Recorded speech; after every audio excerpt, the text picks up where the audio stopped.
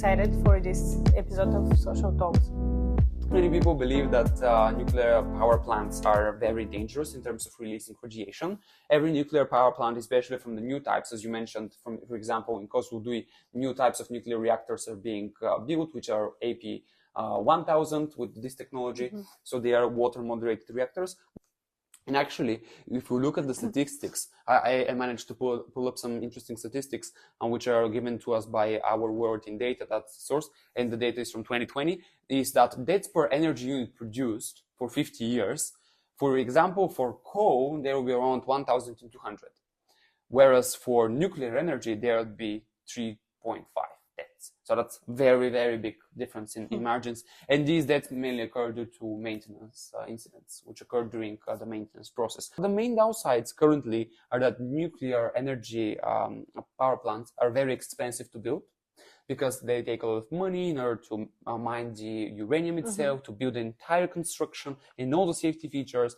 But that's the interesting thing. It's not the fact that they're dangerous as far as we can see in terms of deaths of energy leakage, nuclear energy leakage, but because they're just expensive and hard to maintain. What do you think about this?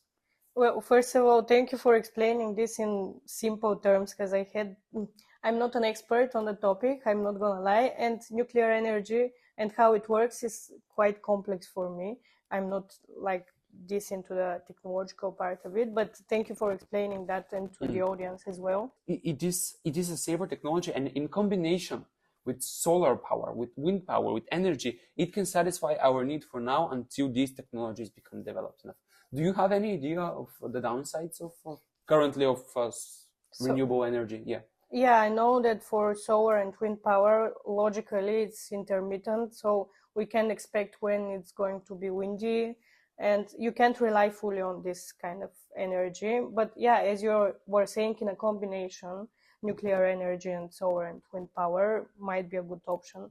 Yeah, so I think in this regard, it's important to mention what causes this pro-environmental behavior and the opposite of it. So pro-environmental behavior is to act more sustainably, basically. And there are some studies that have been done on this topic, quite a lot, and experiments, psychological, quantitative research, basically. Germans set the direction of this sustainable behavior a little bit. Yeah, they were one of the first which established such agreements and so on.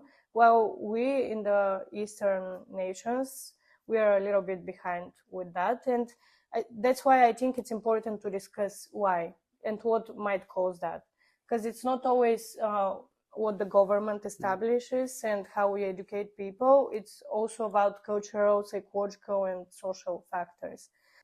I will talk more about the pro-environmental behavior, and of course the opposite applies to the not pro-environmental behavior.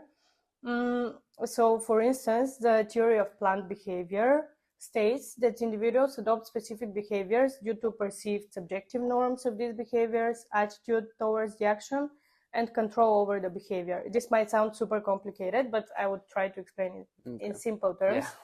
Yeah.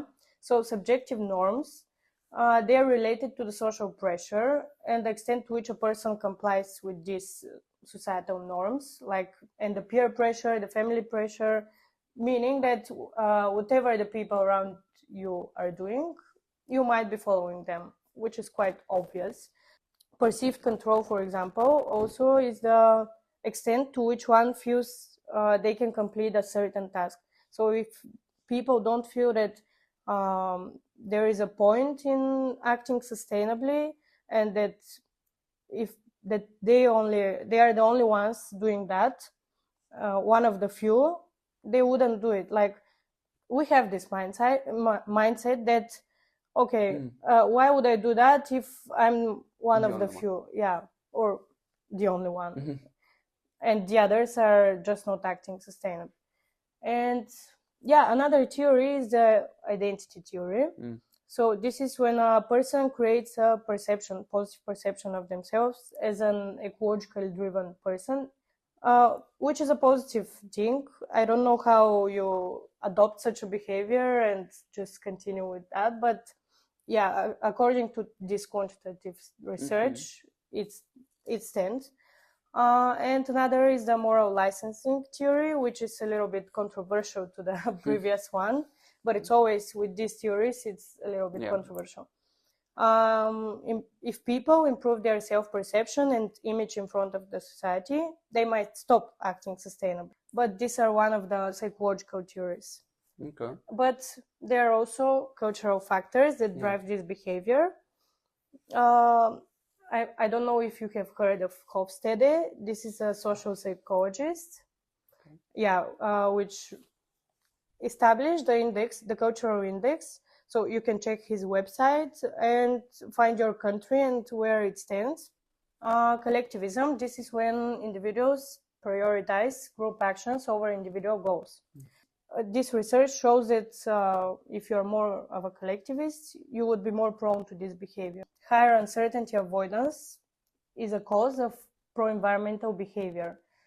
Because if you educate people that it's dangerous to not act sustainably, they would not want to handle this risk, let's say, and they would be prone to this behavior. And another thing, the power distance. This is how much respect you have for hierarchical structures.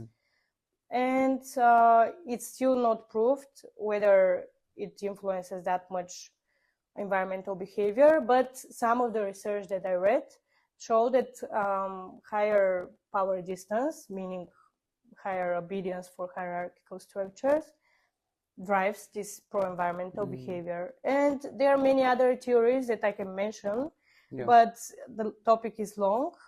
So I think for now that's quite a light on the topic and an insight. Thank you for joining us. Don't forget to like, subscribe, share. Also, once again, we are spreading the word about our media festival. Check it out, learn more about it, and apply. And we will see each other next Wednesday, once again from 4 p.m. And also look out on our YouTube page, because we're going to upload a short video with the main insights of today's topic if you missed it. Yvette, would you like to say some closing words? Yeah, it was great speaking about this topic. I think it's important. And stay tuned for more news. Bye-bye.